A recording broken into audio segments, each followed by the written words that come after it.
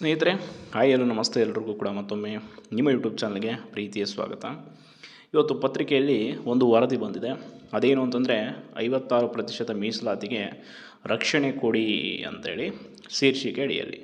So ಇಲ್ಲಿ ನೋಡ್ಬೋದು ನೀವು ಏನಿದೆ ಅಂತಂದರೆ ಕರ್ನಾಟಕ ಲೋಕಸೇವಾ ಆಯೋಗ 2024 ಫೆಬ್ರವರಿ 26ರಂದು ಹೊರಡಿಸಿದ್ದ 384 ಗೆಜೆಟೆಡ್ ಪ್ರೊಬೇಷನರಿ ಅಧಿಕಾರಿಗಳ ನೇಮಕಾತಿ ಅಧಿಸೂಚನೆ ಪ್ರಶ್ನಿಸಿ BN ಮಧು ಎಂಬ ಅಭ್ಯರ್ಥಿ KATಗೆ ಸಲ್ಲಿಸಿದ ಅರ್ಜಿ ವಿಚಾರಣೆ ನಡೆಸಿದ್ದಂಥವ್ರು ಯಾರು ಅಂತಂದರೆ RB ಬೂದಿಹಾಳ್ ಹಾಗೂ ರಾಘವೇಂದ್ರ ಹೋರಾದ್ಕರ್ ಸದಸ್ಯರಿರುವ KAT ನ್ಯಾಯಪೀಠವು ಸುಪ್ರೀಂ ಕೋರ್ಟ್ನ ಇಂದಿರಾ ಸಾಹಿ ಪ್ರಕರಣ ನೀಡಿದ 50% ಮೀರದ ಮೀಸಲಾತಿ ತೀರ್ಪು ಉಲ್ಲೇಖಿಸಿ ಅರ್ಜಿದಾರರ ವಾದವನ್ನು ಮಾನ್ಯ ಮಾಡಿ ಕಳೆದ ಮೇ 28ರಂದು ತೀರ್ಪು ನೀಡಿತ್ತು.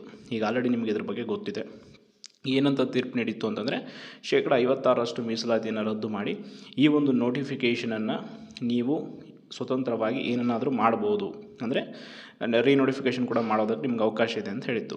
ಬಟ್ ಇದರ ವಿರುದ್ಧ ಈಗ ರಾಜ್ಯ ಸರ್ಕಾರದ ಮುಖ್ಯ ಕಾರ್ಯದರ್ಶಿ ಹೈಕೋರ್ಟ್ಗೆ ರಿಟ್ ಅರ್ಜಿಯನ್ನು ಸಲ್ಲಿಸಿ ಸಾಮಾಜಿಕ ನ್ಯಾಯದ ದೃಷ್ಟಿಯಿಂದ ನೋಡಿ, ಈ ಒಂದು ಲೈನನ್ನು ನೀವು ತುಂಬ ಎಚ್ಚರವಾಗಿ ಗಮನಿಸಿ. ಸಾಮಾಜಿಕ ನ್ಯಾಯ, ಸೋಷಿಯಲ್ ಜಸ್ಟಿಸ್ ಅಂತ ಅಂದರೆ ರಾಜ್ಯದ ಕಾರ್ಯದರ್ಶಿಯವರು ಹೇಳಿರುವಂಥದ್ದು. ರಾಜ್ಯ ಸರ್ಕಾರ ಕೈಗೊಂಡ ಪರಿಶಿಷ್ಟ ಜಾತಿಗಳ ಮೀಸಲಾತಿ ಹೆಚ್ಚಳ ಆದೇಶವನ್ನು ರದ್ದುಪಡಿಸಿದ KAT ಆದೇಶವನ್ನು ಹಾಗೂ ಗೆಜೆಟೆಡ್ ಪ್ರೊಬೇಷನರಿ ಪರೀಕ್ಷೆಗೆ ಹಾಜರಾಗಿರುವ ಇನ್ನೂ ಒಂದು ಇಂಪಾರ್ಟೆಂಟ್ ಲೈನು 1.28 ಲಕ್ಷ ಅಭ್ಯರ್ಥಿಗಳ ಹಿತದೃಷ್ಟಿಯಿಂದ ತತ್ಕ್ಷಣ KAT ಆದೇಶಕ್ಕೆ ಮಧ್ಯಂತರ ತಡೆಯಾಜ್ಞೆ ನೀಡಬೇಕು ಅಂತ ಕೋರಿದ್ದಾರೆ ರಿಟ್ ಅರ್ಜಿಯಲ್ಲಿ. ಅಲ್ಲ, ಇವರಿಗೆ ಸ್ವಲ್ಪನಾದರೂ ಮಾನ ಮರ್ಯಾದೆ ಅಥವಾ ನಾಚಿಕೆ ಅನ್ನೋದಿದೆಯಾ? 1.28 ಲಕ್ಷ ಅಭ್ಯರ್ಥಿಗಳ ಹಿತದೃಷ್ಟಿ ಅಂತಂದರೆ ಅಲ್ಲಿ ಕನ್ನಡ ಕ್ವಶನ್ ಪೇಪರಲ್ಲಿ ನೀವು ತಪ್ಪಾಗಿ ಅನುವಾದ ಮಾಡಿದಾಗ ಒಂದು ಹೋರಾಟ ಮಾಡಿದ್ರಲ್ಲ, ಆ ವಿದ್ಯಾರ್ಥಿಗಳ ಹಿತದೃಷ್ಟಿಯನ್ನು ಯಾರು ಕಾಪಾಡಬೇಕು? ಅದರ ಬಗ್ಗೆ ಯಾಕೆ ನೀವು ಈ ಕಾಳಜಿಯನ್ನು ವಹಿಸಲಿಲ್ಲ? ಈಗ ನೀವು ಹೈಕೋರ್ಟ್ಗೆ ಹೋಗಿ ತಡೆಯಾಜ್ಞೆ ತರೋಕ್ಕೆ ಹೊರಟವರು ಯಾಕೆ ವಿದ್ಯಾರ್ಥಿಗಳು ಅಷ್ಟೆಲ್ಲ ಕೋರ್ಟಲ್ಲಿ ಹೋರಾಟ ಮಾಡಿದಾಗೂ ಕೂಡ ಒಂದೇ ಒಂದು ಧ್ವನಿ ಎತ್ತಲಿಲ್ಲ? ಇದು ನಮ್ಮ ಪ್ರಶ್ನೆ. KAT ಎದುರು ಅರ್ಜಿದಾರರು ಕರ್ನಾಟಕ ಪರಿಶಿಷ್ಟ ಜಾತಿ ಪಂಗಡಗಳ ಕಾಯ್ದೆ 2022 ಪ್ರಶ್ನಿಸಿಲ್ಲವಾದರೂ ಇವ್ರು ಹೇಳ್ತಾ ಇರೋದು ಅದನ್ನು ಪ್ರಶ್ನಿಸಿಲ್ಲ ಅಂತೆ. ಸೊ ಆದರೂ KAT ಕಾಯ್ದೆಗೆ ತನ್ನ ವ್ಯಾಪ್ತಿಯನ್ನು ಮೀರಿ ಒಂದು ಆರ್ಡ್ರನ್ನು ನೀಡಿದೆ ಅಂತ ಇವ್ರು ಹೇಳ್ತಾ ಇದ್ದಾರೆ. ಸೊ ಈಗ ಇವ್ರದ್ದು ಏನು ಹೊಸ ಡ್ರಾಮಾ ಶುರು ಮಾಡ್ತಾರೆ ಅಂತಂದರೆ, ಬೇಕಿದ್ದರೆ ಇವರು ಪರಿಶಿಷ್ಟ ಜಾತಿ ಪಂಗಡದವ್ರನ್ನ ಎತ್ತುಕಟ್ತಾರೆ. ನಿಮ್ಮ ಮೀಸಲಾತಿಗೆ ಈ ರೀತಿ ಆಗಿದೆ, ದಯವಿಟ್ಟು ನೀವು ಇದ್ರ ಪರ ನಿಂತ್ಕೊಳ್ಳಿ ಅಂತ ಹೇಳ್ತಾರೆ. ಆ್ಯಂಡ್ ಸರ್ಕಾರ ಎಟ್ ಎನಿ ಕಾಸ್ಟ್ ಇದನ್ನು ಈಗ ಆಲ್ರೆಡಿ ಬಿಲ್ಲಾಗಿ ಮಾಡಿದೆ ಅನ್ನೋದು ಮಾಹಿತಿ ಇದೆ. ಅದು ಹೆಂಗಾದರೂ ಮಾಡಿ ಹೈಕೋರ್ಟಲ್ಲಿ ಇವರು ಇದನ್ನು ಡಿಫೆಂಡ್ ಮಾಡ್ಕೊಳ್ತಾರೆ.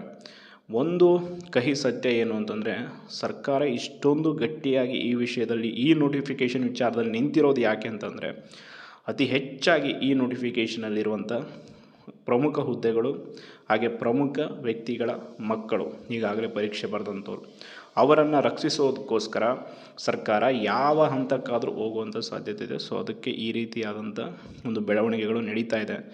ಅಮಾಯಕರ ಬಾಯಿಗೆ ಮಣ್ಣು ಹಾಕಿ ಪ್ರತಿಷ್ಠಿತರ ಮಕ್ಕಳನ್ನು ಇದರಲ್ಲಿ ಉಳಿಸ್ಕೊಂಡು ಅವರನ್ನೆಲ್ಲ KS ಅಧಿಕಾರಿಗಳನ್ನಾಗಿ ಮಾಡುವಂಥ ಹುನ್ನಾರ ಈ ಸರ್ಕಾರದ್ದು. ಸೊ ಅದೇ ಇಲ್ಲಿ ಸ್ಪಷ್ಟವಾಗಿ ಎದ್ದು ಕಾಣ್ತಾ ಇದೆ. ನೀವೆಲ್ಲ ಈ ವಿಷಯವನ್ನು ಇದೆಲ್ಲವನ್ನು ಬೆಳವಣಿಗೆಗಳನ್ನು ನೋಡಿದಾಗ ನಿಮಗೇನು ಅನಿಸುತ್ತೆ? ಖಂಡಿತವಾಗಿಯೂ ಹೈಕೋರ್ಟವರು ನಮಗೆ ನ್ಯಾಯ ಸಿಗ್ಬೋದಾ? ಬಟ್ ಅದನ್ನು ನಾವು ಹೇಳೋಕ್ಕಾಗಲ್ಲ, ಕಾದು ನೋಡಬೇಕು. ಬಟ್ ಈಗ ಅಭ್ಯರ್ಥಿಯ ಪರ ವಕೀಲರು ಕೂಡ ತುಂಬ ಸ್ಟ್ರಾಂಗಾಗಿ ಎಲ್ಲವನ್ನು ಕೂಡ ರೆಡಿ ಮಾಡ್ಕೊಂಡಿರ್ತಾರೆ. ಅವರು ಕೂಡ ವಾದ ಮಾಡ್ತಾರೆ. ವಾದ ವಿವಾದಗಳು ಆದ ನಂತರ ಫಸ್ಟ್ ಹಿಯರಿಂಗ್ ಆದಮೇಲೆ ನಮಗೆ ಗೊತ್ತಾಗುತ್ತೆ ಏನಾಗಬಹುದು ಒಂದು ಹಂತ ಅಂತ. ಬಟ್ ಸರ್ಕಾರ ಅಂತೂ ಈ ವಿಷಯದಲ್ಲಿ ತನ್ನ ಒಂದು ಏನು ಅಂತಾರೆ ಇರುವಂಥ ಲಿಮಿಟನ್ನು ಮೀರಿ ಕೂಡ ಶ್ರಮ ಪಡ್ತಾ ಇದೆ. ನಿಜಕ್ಕೂ ಗ್ರೇಟ್ ಹೇಳಬೇಕು ಇಂಥ ಸರ್ಕಾರ, ಇಂಥ ವ್ಯವಸ್ಥೆ, ಇಂಥ ಕಾರ್ಯದರ್ಶಿಯವರಿಗೆ. ಅಭ್ಯರ್ಥಿಗಳು ಬರೋಬ್ಬರಿ 2-3 ತಿಂಗಳು ಹೋರಾಟ ಮಾಡಿದರು ಫ್ರೀಡಮ್ ಪಾರ್ಕಲ್ಲಿ. ಬಟ್ ಒಂದೇ ಒಂದು ದಿನ ಸಾಮಾಜಿಕ ನ್ಯಾಯ ಅನ್ನೋ ವಿಚಾರವನ್ನು ನೀವು ಎತ್ತಲಿಲ್ಲ. ಇವತ್ತು ಒಂದು ಸಾಮಾಜಿಕ ನ್ಯಾಯ ಅಂತ ಹೇಳ್ತಾ ಇದ್ದೀರಾ.